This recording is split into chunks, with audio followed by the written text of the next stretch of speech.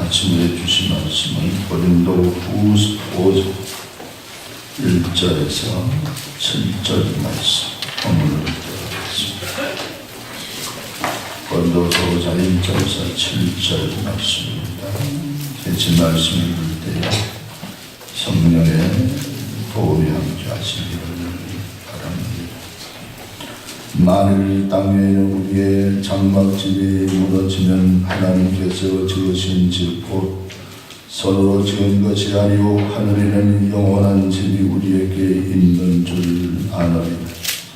참으로 우리가 여기서 단식하며 하늘로부터 오는 우리 처소로 걷기를 간절히 사모하노라. 이렇게 이번 우리가 벗은 자들로 발견되지 않으려 함이라. 참으로 이 장막에 있는 우리가 짐진 것 같이 간직하는 것은 벗고자 함이 아니요 오히려 덧입고자 함이 죽을 것이 생명의 삼킨 바 되게 하려 함이라. 곧 이것을 우리에게 이루게 하시고 보증으로 성령을 우리에게 주시는 이는 하나님이시리라. 그러므로 우리가 항상 담대하여 몸으로 있을 때에는 주와 따로 있는 줄을 아노. 이는 우리가 믿음으로 행하고 보는 것으로 행하지 아니함이로라. 아멘. 호산나. 세상에 이런 일도 있었다고 합니다. 어느 전에 바로 SBS에서 방송을 드렸는데 한 묘의 두 가정의 자녀들이 자기 부모 묘를 알고 선물을 드렸다. 자그마치 20년 동안. 그런데 어느 날 딱 이제 어쩌다가 20년 후에 막 딱 드렸습니다. 서로 간에 이 집 후손들 저 집 후손들 우리 묘다 이래서 했는데 그래 서로 우리 묘입니다. 우리 묘입니다.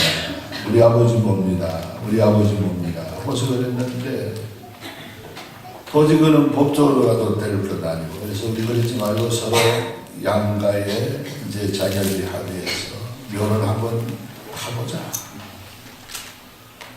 누구 묘인지하고 누구 조상 묘인지 한번 파보자. 그렇게 해서 돌아가시기 전에 부모가 갖고 있었던 뭘 다른 거 있느냐 적지 않은 그런 거 있었겠느냐. 그래 한 가정에는 우리 아버지는 의치가 있었다. 금의치가 있었다. 그 안에서 우리 아버지 것이 없으면 우리 아버지가 아닙니다. 하고서 그렇게 해서 그렇게 무덤을 파헤쳐 보니까 의치가 나왔어요. 금이니까 섞지 않고 그래 닮았다 섞어버렸어요. 아무것도 없었어요. 그 증거가 나오는 그 집에 이제 그 부친의 묘가 되고 다른 사람은 사과를 하고 죄송합니다. 우리가 몰라서 그랬습니다. 참 아름다운 그런 판단이 되어진 일들을 보게 되는 것입니다. 이처럼 우리는 이 세상의 죽음이라는 걸 앞에 놓고 모든 걸 섞게 하고 모든 걸 우리가 송두리째 빼앗아가는 그런 감을 느끼면서 우리가 이 세상을 살고 있는 것입니다. 영국의 큐리 부인이 바로 자기 남편과 함께 1903년도에 공동 물리학 노벨 물리학상을 받았습니다. 몇 년 후에 1911년도에는 단독으로 큐리 부인이 바로 화학상을 노벨 화학상을 받았습니다. 그래 영국 정부에서 너무 귀하다 싶어서 아주 우리나라 같은 최고의 훈장 같은 걸 메달로 이제 하사하고 큐리 부인에게 주었습니다. 어느 날 큐리 부인의 친구가 그 집을 방문해서 여보게나 자네 몇 년 전에 받았던 그 훈장 한번 구경하고자나 매달로 되어 있습니다. 그러면서 그 친구는 벽을 이렇게 보면 어디 걸어놨나 이러는데 그 휘 보이는 벽이 없어. 어디 있는데? 저기 땅바닥에 있는 저거야. 땅바닥에 뭔데? 우리 아이, 집 아이가 갖고 노는 저게 메달이야. 하고서 그렇게 했어. 그 친구가 깜짝 놀라서 여보게나 일생에 누가 한 번 받은 거니 참 영광으로 생각하는 그 메달을 왜 그렇게 아이에게 던져주고 아이의 장난감으로 갖고 놀게 하느냐 하고 원망스러운 친구의 마음이 은서를 옮겨서 그렇게 하니까 필요히 조용히 얘기하더랍니다. 여보게나 메달은 상급은 한때 인생의 놀이겠지 그 영원한 거 아니지 않느냐. 그리고 우리 아이가 엄마가 받았지만 영원한 거 아니라고 알아갖고 내가 장난감으로 던져주어서 그러면서 그런 얘기를 하더라는 것입니다. 그렇습니다. 이 땅에는 영원한 것도 없고 영원히 보존되어야 될 것도 이 땅에 존재하지 아니한다 하는 이런 면도 우리가 한번 생각해 볼 수 있습니다. 영국의 수상 처칠 수상이 영국 제국의 부도덕적으로 너무 사회가 문란해가고 음란해가는 이런 사회를 바라보고 수상이 되어서 한탄조로 연설을 한 적이 있었다고 합니다.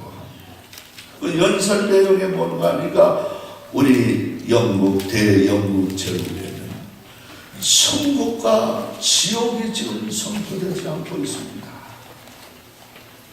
천국의 얘기가 교회를 통해서 흘러나리고 있지 않습니다. 지옥의 얘기를 우리가 듣고 있지 않습니다. 그래서 우리 사회가 지금 이 물란한 사회로 가고 있습니다. 하면서 그렇게 외치면서 참 성경으로 돌아갈 것을 외치는 수상의 울부짖음이 있었다고 하는 것입니다.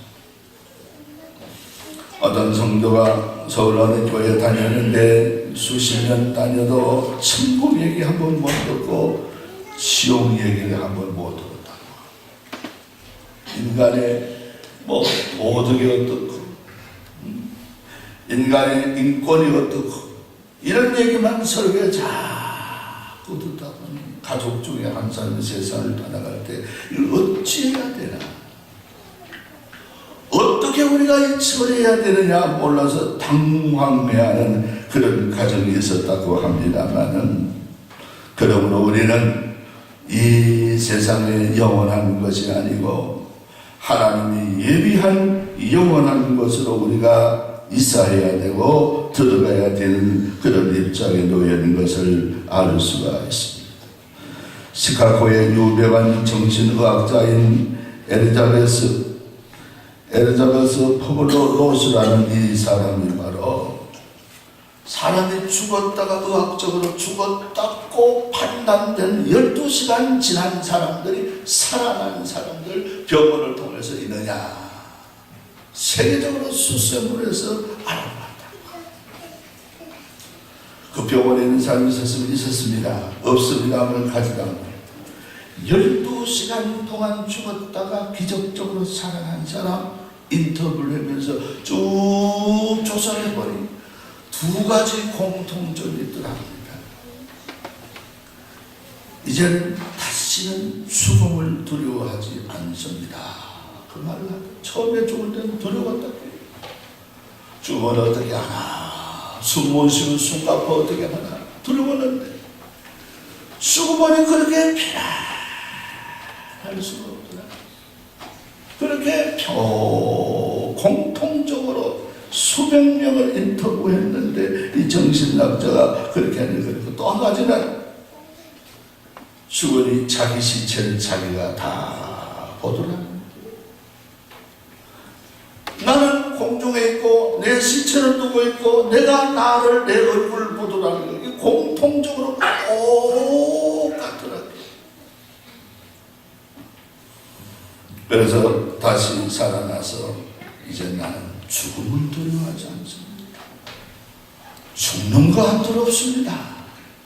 그런 얘기를 하는 걸 듣고 이 심리학자가 정말 참 죽음에 대한 이 준비는 중요한 것이고 아름다운 것이구나 하고서 그렇게 결론을 내어 보이는 그런 면을 보게 됩니다. 사랑하는 성도 여러분, 우리 주어진 1절 말씀에 뭡니까? 이 육신의 장막집이 무너지면 그랬습니다.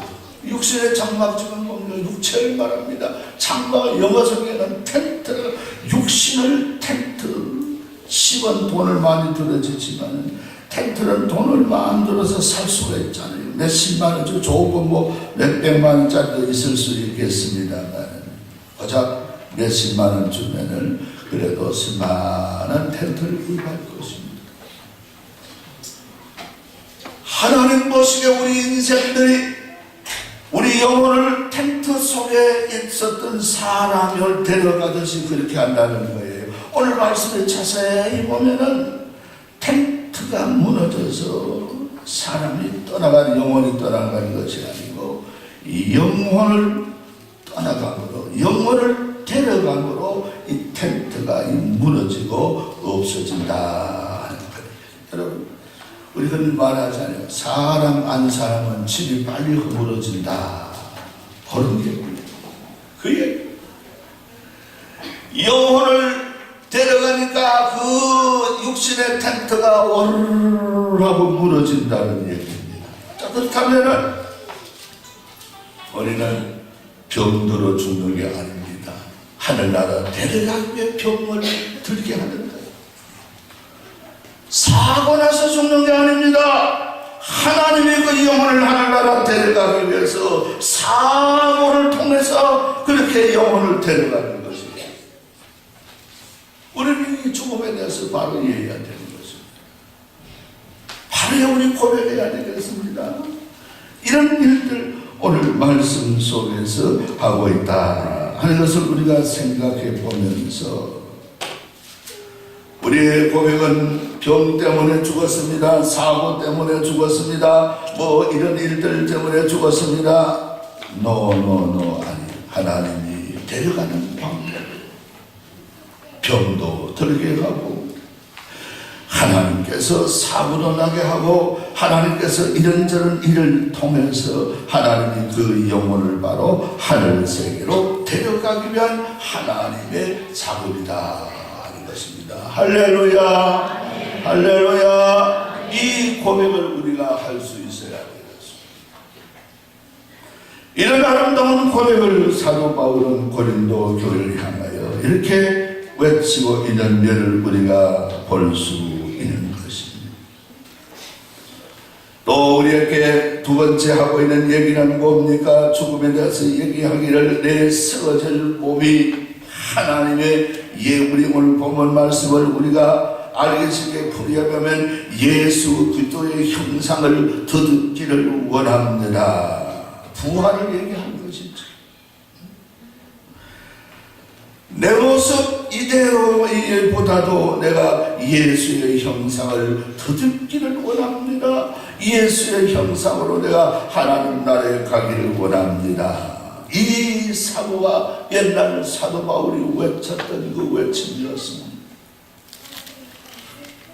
또 많은 우리 믿음의 선배들이 그렇게 알고서 살아온 삶이 그러했다 하는 것을 우리가 생각해 보면서 죽음은 죽는 것으로 끝나는 것이 아니고 우리 옷을 위해 더듬듯이 양복 위에 코들듯이 예수로 더듬어서 예수와 함께 더불어서 하늘나라에 태어나는 하나님 세계에 들어가는 이런 일들을 오늘 말씀하고 있음을 볼 수 있습니다.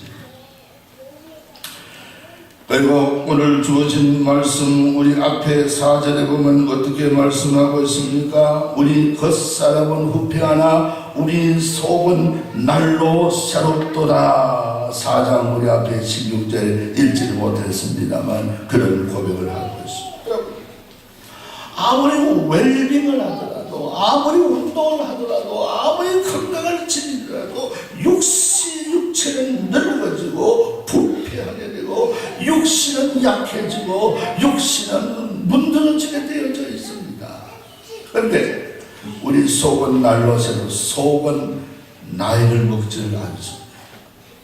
육체는 나이를 먹지만 영혼은 절대로 나이를 먹지 않습니다.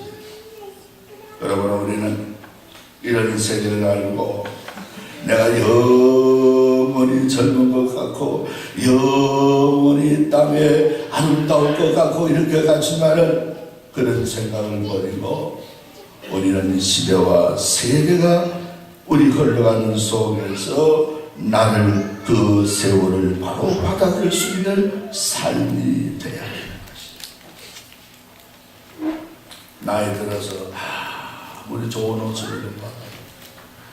할머니들 앞에 가는 거 보면 사람이 걸어가는 건지 옷이 걸어가는지 구별이 안 돼. 그래서 옷이 걸어간 것 같아. 사람은 간데간데. 20대에 화장을 하고 30대는 치장을 하고 40대는 분장을 하고 50대는 변장을 하고 60대는 화장이 뭡니까? 환장한다 하죠. 환장하는. 그러나 이 세월을 다 인정하고서 주님 앞에 설 수 있는 것이 바로 중요하다 하는 것을 우리가 기억해야 됩니다. 좀 전에 소개했던 이 바로 엘리자베스, 이 사람은 인생 수업이라는 라이프 레슨이라는 그런 바로 책을 또 펴내면서 그 책에서 그러므로 인생이 어떻게 살 것이냐, 인생을 이렇게 살아야 된다. 즉 죽음 앞에서 나를 생각하면서 살아라. 그래서 몇 가지 그 방법을 제시하고 있습니다. 자기 자신의 존재를 인정하며 살아라. 매이지 말아라. 명령에 매이지 말아라. 돈에 매이지 말아라. 질병 죽을까봐 공포에 매이지 말고 살아라. 그렇게 말했습니다. 두 번째, 이 엘리자베스 이 사람은 우리에게 말하기를 사랑 없는 인생을 살지 말아라. 내가 누군가를 사랑하고 모든 대하는데 비유를 대하지 말고 사랑으로 대하고 내가 누군가를 사랑하고 사랑을 받으면서 그렇게 살아라. 인생이 사는 것은 사랑으로 사는 것은 사는 것이고 사랑 없이 사는 것은 살아도 사는 것이 아니라는. 그렇게 해서 사랑 속에 살아라. 오늘 보면 사도 요한 같은 이는 서로 사랑하지요 하고 사랑은 하나님께 속한 것입니다. 아주 멋져 보이잖아요. 우리 그리스도인이 그렇게 사는 것이 아름답습니다. 세 번째는 모든 관계성 속에서 자기를 보아라. 그렇게 더 이상 설명하지 않습니다. 다섯째는 무엇입니까? 죽지 않는 사람으로 살지 말아라. 죽은 사람으로 살아라. 우리 너무 성경적인 거예요. 우리 예수 죽을 때 날 같이 죽었습니다. 로마서 6장 4절에 말씀하시죠. 안 믿는 사람이다. 너 내가 산 사람이 아니고 내가 죽었다 하고 내가 살아라. 그렇게 살아야 바로 가치있게 산다. 그리고 여섯 번째는 뭔가 하는가? 가슴 뛰는 삶을 살아라. 죽음보다 겁나는 게 세상에 없지 않느냐. 죽음에 비한 이 세상은 아무것도 아니야. 하나의 즐거움이고 하나의 드라마 같은 것이야. 그러니 그런 일들을 괴로워하지 말고 골몰하지 말고 근심하지 말고 가슴 뛰는 삶을 즐겁게 받아들이면서 그 일을 해결하면서 살아가는 그런 얘기입니다. 그리고 신나게 즐겁게 살아라. 8번째는 인내하며 살아라. 9번째는 뭡니까?